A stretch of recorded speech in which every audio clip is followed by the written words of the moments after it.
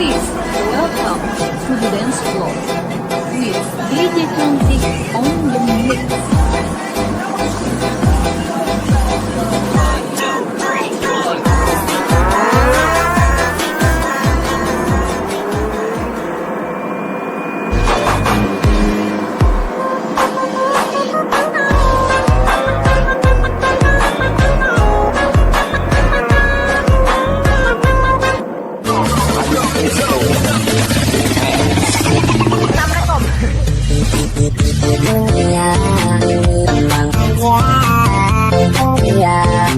Aku punya Facebook, kamu kepo. Aku punya WhatsApp, kamu kepo. Di Instagram juga kepo. Dasar mantan tukang kepo. Nungguin ya. Tukang kepo. Sakit nggak sih? Aku gabut main game, dia gabut main di perasaan gua.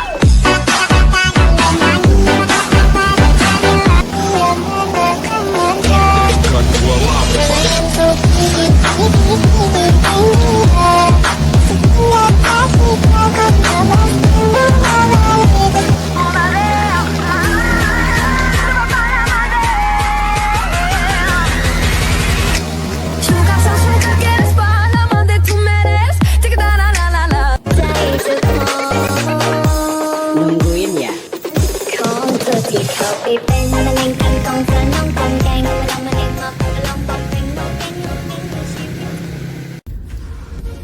Hari ini guys, aku bakalan ngebacot. Ikutin terus bacotanku sampai habis. Oke? Kalian jangan lupa subscribe channel aku dan like. Terus kalian share. Itu aja tugas untuk kalian. Dan saatnya kalian mendengarkan bacotanku. Terima kasih. Assalamualaikum semuanya. Semoga kalian selalu ngikutin setiap cerita-cerita dari aku ya guys. Dan semoga kalian selalu diberi rezeki sehingga kalian bisa nonton semua video-video aku. Oke? Nah gini guys, hari ini ceritanya kita mau ngebahas apa ya. Yang pertama, banyak nih yang pada diributin tentang new normal. Nah, berhubung karena new normal itu sudah mau diberlakukan, maka kita harus belajar dari ngambil sisi positifnya aja ya. Yang pertama, sisi positifnya itu kita lebih pintar lagi dalam hal apa? Dalam hal kebersihan, dalam hal menjaga kesehatan, dalam hal interaksi. Nah itu sisi positif yang harus kita ambil guys.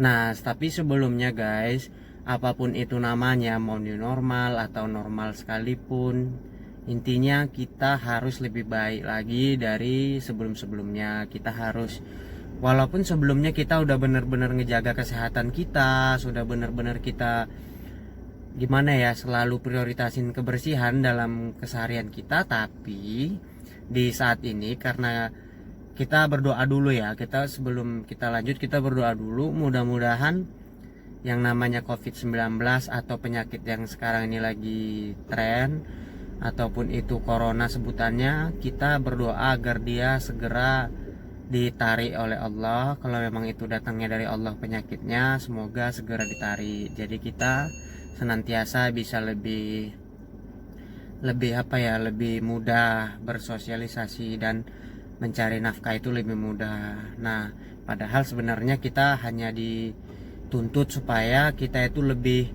meyakini adanya Tuhan dan kita tempat berlindung kita itu sama Tuhan guys. Jadi itulah mungkin sisi positifnya yang bisa kita ambil.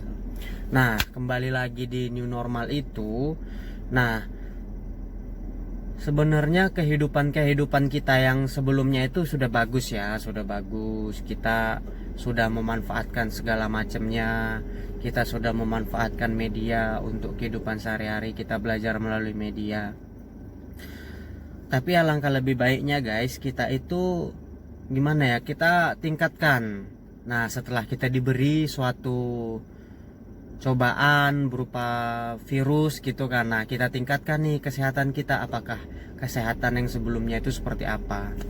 Nah untuk itu pesan yang selanjutnya, kalau dari saya mengambil mengambil kesimpulan, ya kita boleh aja sih takut dengan hal-hal yang bisa merusak diri kita dan menakutkan kita, membuat kita lebih bisa sakit dan lain sebagainya. Tapi di balik itu kita harus meyakini nggak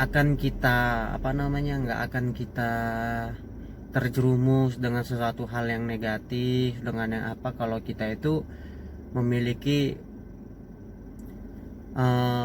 kekuatan dari dalam ya. Kekuatan dari dalam itu yang memancar ke wajah, memancar ke mata, memancar kemana-mana itu, yang sehingga apapun yang mau yang mau menyerang kita, hal-hal negatif mau menyerang ke tubuh kita ini bisa terhadang dengan kekuatan yang ada di dalam diri kita. Apa itu yang ada dalam diri kita? Yaitu kekuatan keimanan kita berdasarkan agama kita masing-masing. Nah, memang nggak mudah ya untuk menciptakan itu semua, tapi kita semua bisa mengerjakan hal seperti itu. Kenapa saya katakan bisa? Karena kita kan dititipkan kekuatan itu sebenarnya potensinya sama, namun kita tinggal lagi bagaimana kita memupuknya, mengasahnya sehingga kekuatan yang tadinya sama sehingga bisa berbeda-beda nih, ada yang kuat, ada yang lemah. Sehingga bagaimana sih memupuknya? Ya kita senantiasa selalu meyakini ada Tuhan, sehingga setiap langkah kita, setiap awal mula perbuatan kita itu kita disertai dengan ingat adanya Tuhan gitu.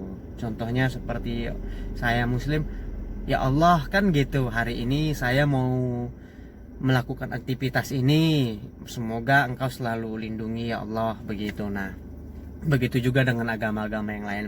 Tapi di balik itu ya kan, selain adanya peran, bagaimana sih peran Allah itu melindungi kita? Nah itu kan suatu hal yang harus kita ketahui, harus kita cari. Oh ternyata peran Allah itu seperti ini, sehingga kita nggak asal-asalan dan kita tahu bagaimana seharusnya apa yang harus kita kerjakan itu dan bagaimana gitu. Nah kembali lagi ke corona ini, memang kita diberi dampak ya. Kita walaupun orang yang bukan terkena virusnya, tapi kita terdampak efek perekonomian itu yang terutama. Nah itu juga kita kembali ke diri kita, apakah kita senantiasa bersyukur? Kan caranya apabila kita kurang pun kita kan harus bersyukur, sehingga ketika kita kurang kita bersyukur, besok ditambah.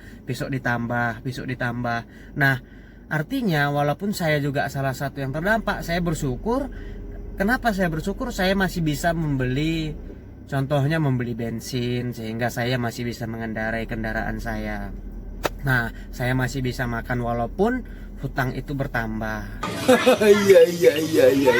Nah tapi buat kalian jangan bosan-bosan untuk senantiasa kalian itu bersyukur ya. Bersyukur dengan apa yang udah kita peroleh, dengan apa yang udah kita capai.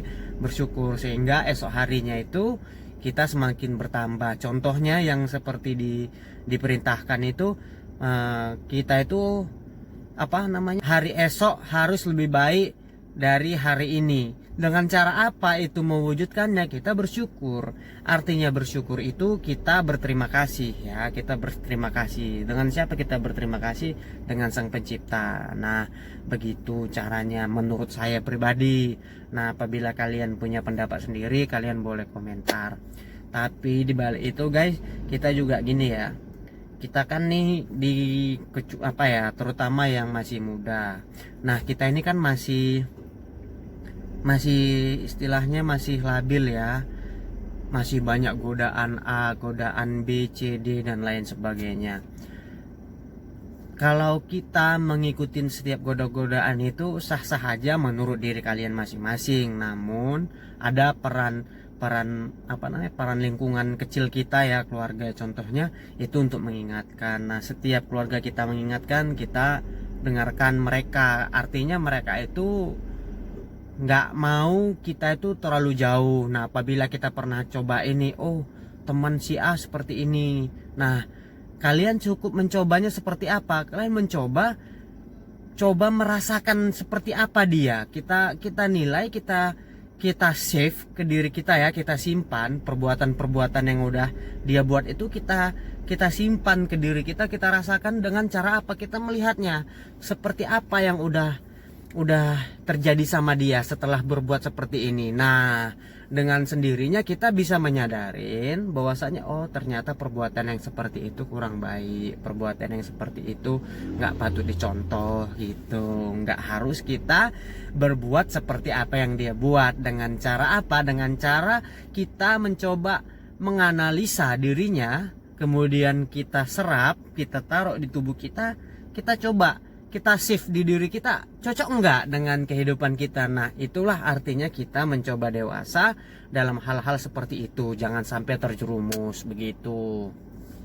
Oke, nah itu poin-poin singkat aja sebenarnya ya. Mungkin nggak nyambung dari apa yang kalian harapin atau kalian dengarkan. Ini nggak nyambung, tapi setidaknya ya kalau kalian skip itu ya kalian ambil sisi positifnya, kalian ambil pengetahuannya kalau memang ada di dalamnya pengetahuan. Nah, apabila kalian suka, kalian like, kalian subscribe, dan kalian share, mudah-mudahan selalu bermanfaat untuk kalian. Nah, itu yang bisa aku sampaikan ke kalian. Mudah-mudahan kalian bisa terhibur selalu. Nah, begitu ya guys. Nah, sekian dulu